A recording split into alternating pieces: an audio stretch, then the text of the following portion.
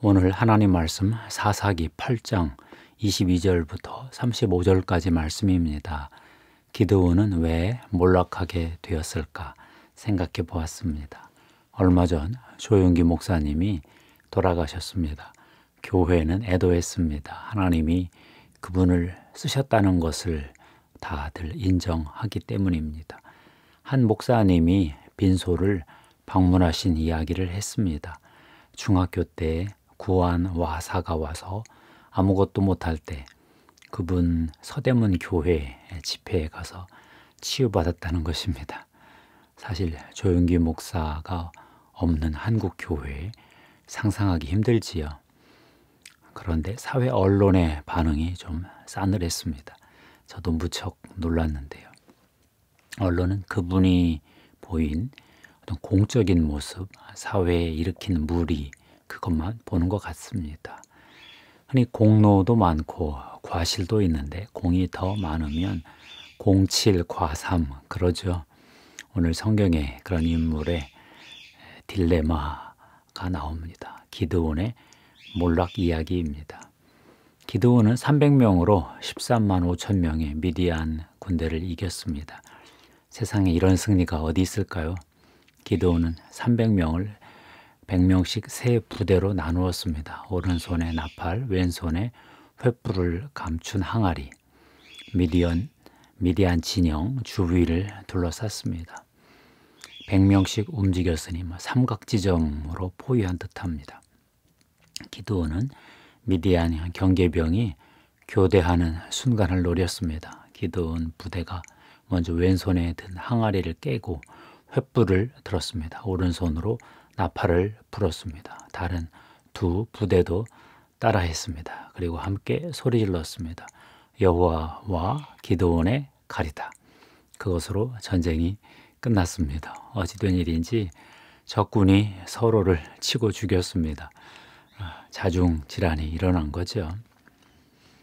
그런데 기드온에게 미디안과의 싸움보다 더 어려운 싸움이 시작이 되었습니다. 지금까지 나타나셔서 말씀을 주시고 전략을 주시던 하나님의 인도가 사라졌습니다. 모든 것을 자기 판단으로 처리해야 하는데 실수가 계속되었습니다. 먼저 동족 숫곳 사람의 그들의 지원 거절에 앙심을 품고 잔인하게 보복했습니다. 이스라엘을 다스려 달라는 백성들의 청원은 잘 거절했습니다. 왕의 자리를 사양한 거죠. 근데 그 다음 행보가 좀 이상합니다. 백성들이 탈취한 금 귀고리를 자기에게 전리품으로 달라 요청했습니다. 어마어마한 금 귀고리를 받았습니다. 금 1700세겔이었습니다. 초승달 장식과 폐물과 미디안 왕의 자색 의복, 낙타 목에 두르는 사슬 이런 것도 받았습니다. 더 이상한 것은 금으로 제사장 옷 에봇을 만든 건데요. 에봇은 소매 없는 조끼 모양의 겉옷입니다. 제사장들이 직무를 수행할 때 입는 의복이지요. 왜 금 에봇을 만들었을까요? 모르겠습니다. 제사장 역할을 하고 싶은 건지 에봇이 하나님을 상징한다고 보고 귀하게 모시려 한 것인지. 결과는 참혹했습니다. 백성들이 금 에봇을 하나님처럼 섬겼습니다. 8장 27절을 보면 기드온이 그 금으로 에봇 하나를 만들어 자기의 성읍 오브라에 두었더니 온 이스라엘이 그것을 음란하게 위함으로 그것이 기드온과 그의 집의 올무가 되니라. 기드온은 성공한 듯 보였습니다. 여러 아내를 두고 70명의 아들을 낳았습니다. 여기저기 첩이 있었는지 세겜의 첩으로부터 아비멜렉이라는 서자도 나왔습니다. 나이가 많아 죽어 가족 묘실에 잘 장사되었습니다. 그런데 결국 기드온의 집안은 몰락했습니다. 서자 아들 아비멜렉이 70명의 기드온 아들을 다 죽였습니다. 막내 아들 요담만 살아남았습니다. 왕이 된 아비멜렉은 3년 동안 폭력으로 잔인하게 다스리다가 이름 없는 한 성에서 이름 없는 한 여인이 던진 맷돌에 맞아 죽었습니다. 기드온은 왜 자기 가문의 몰락의 길을 열었을까요? 기드온이 왕위를 거절한 것은 잘한 일입니다. 그는 하나님이 이 전쟁을 친히 이기셨다 잘 알고 있었습니다. 하나님이 미디안 군사에게 꿈을 꾸게 하고 해몽도 하게 하셨습니다. 보리떡을 기드온의 칼로 해석하는 미디안의 군인들 보고서야 전쟁의 용기를 냈었거든요. 하나님이 적군에게 자중질환을 일으켜 서로 치고 죽이게 하셨던 것을 보았습니다. 그런데 기드온의 행동이 말과 달랐습니다. 금, 귀고리, 전리품으로 너무 많이 받았습니다. 금 에봇 만들었습니다. 많은 아내, 70명 아들, 첩의 이야기가 계속 나오고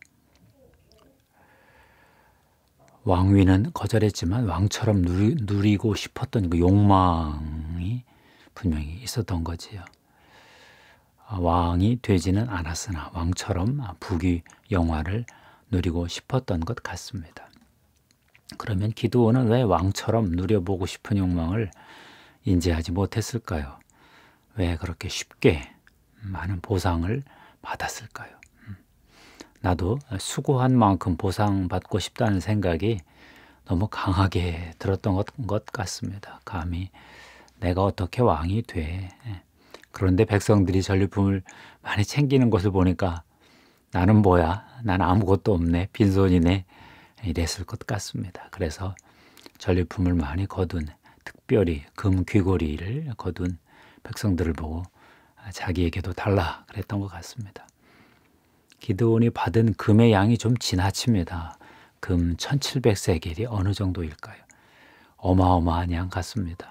13만 5천 명 미디안 군대였으니 오죽하겠습니까? 여러 아내를 두고 70명의 아들이 먹고 살 만한 재물이었으니 큰 돈이었던 것은 분명합니다. 만일 기드온이 금을 받지 않고 그냥 빈손으로 자기 아비 집으로 돌아갔으면 어떻게 되었을까요? 그런 거대한 70명의 아들 가문은 대가족은 이루지 못했을지라도 사무엘의 엇비슷한 그런 사사가 되지 않았을까 싶습니다. 하나님이 주신 그 위대한 그 승리, 여호와의 사자와의 어떤 상봉 경험 이런 것들을 일평생 묵상하면서 하나님 말씀 지키고 다른 사람들에게 율법 가르치고 그렇게 살 수도 있었을 것 같습니다. 그런데 그러지 못한 거죠. 하나님이 이긴 전쟁에서 이득을 받은 것은 아무리 생각해 보아도 별로입니다. 대가 없이 이긴 전쟁인데요. 자기는 겨우 숟가락 하나 얹은 건데 왜 대가를 그렇게 많이 받아야 했을까요? 하나님의 전쟁에 쓰임받은 명예보다 더 큰 게 있을까요? 우리는 아무 노력 없이 구원을 받았습니다. 우리는 사실 죄만 지었습니다. 전적으로 타락한 존재가 할 말이 없습니다. 그런데 하나님의 아들 예수 그리스도가 십자가에서 우리 죄의 값을 대신 치르셨습니다. 성철 스님이 죽기 전에 죄 문제로 고뇌했다는 말이 가끔 들립니다. 천추의 한, 나는 백성들, 불쌍한 중생들 속이고 지옥 간다, 그랬다는 건데. 불교계는 선과 악을 구분하지 않는 불교의 인식론이라 이렇게 설명했지요. 그럴 수도 있겠죠. 그런데 정말 성철 스님의 영안이 열려서 지옥의 세계를 보고 그런 말을 하셨다면 이건 정말 심각한 일이죠. 우리는 그런 고민 안 해도 됩니다. 내 죄 문제를 이미 해결해 주신 예수 그리스도가 믿어집니다. 이런 행운이 어디 있습니까? 물론 누구는 믿어지고 누구는 안 믿어지는 그 신비가 있습니다. 설명도 되지 않습니다. 그런데 정상적 그리스도인이라면 죄 때문에 지옥 갈 걱정은 하지 않고 죽습니다. 평화롭게 찬양하며 천국 갑니다. 우리는 하나님께 대가 없이 받은 은혜를 다 못 갚고 사는 게 죄송스러울 뿐이지요. 더욱이 어려울 때마다 예수 그리스도의 승리를 기억하고 다시 도전할 수 있는 용기가 생기죠.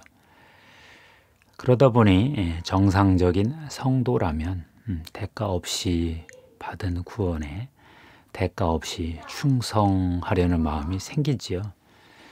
충성은 하고 싶은데 그냥 불완전해서 죄송할 뿐이지요. 그래서 내가 나를 봐도 참 쓸모없는 종이네 싶습니다. 누가복음 17장 10절에도 이런 말씀이 있지요.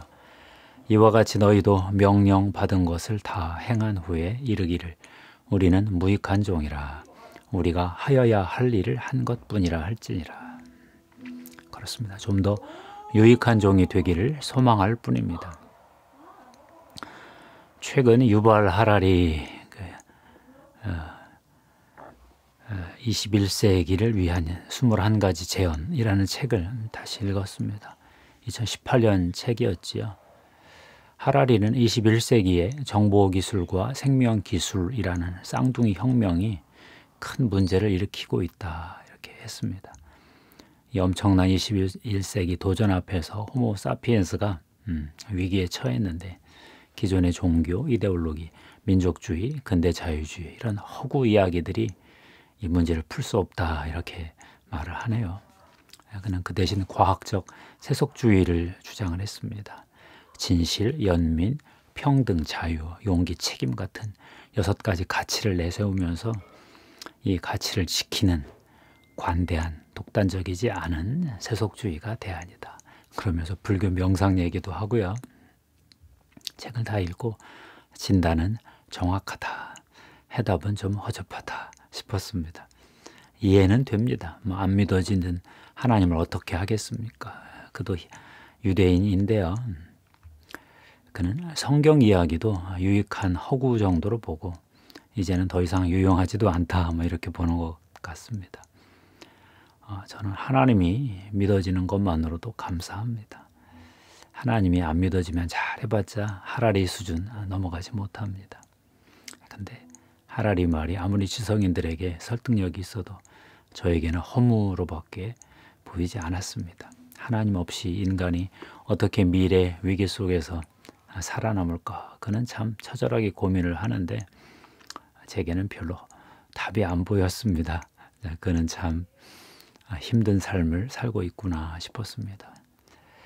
우리는 정말 대가 없는 은혜를 받았습니다. 그러니 대가 없이 섬기면서 하나님의 은혜를 주고받는 어떤 선순환적 은혜의 삶으로 살 수 있습니다. 예수 그리스도가 길을 여셨으니 우리는 이제 기드온의 길이 아니라 예수 그리스도를 거쳐서 사도 바울의 길로 들어섭시다. 기도하겠습니다. 하나님 감사합니다. 하나님께서 우리 은혜를 주셔서 대가 없이 구원해 주셔서 저희도 대가 없이 충성하고 싶은 마음을 갖게 되었습니다. 다 예수 그리스도께서 이루신 십자가의 피공로입니다. 하나님 앞으로 어떤 어려움, 그 도전이 있어도 주님 받은 은혜, 받은 구원 마음에 품고 모든 도전을 예수 그리스도와 함께 넘어가게 해 주시옵소서. 십자가의 피를 뿌리고 덮습니다. 성령님 기름 부어 주시옵소서. 예수 그리스도의 이름으로 기도하옵나이다. 아멘.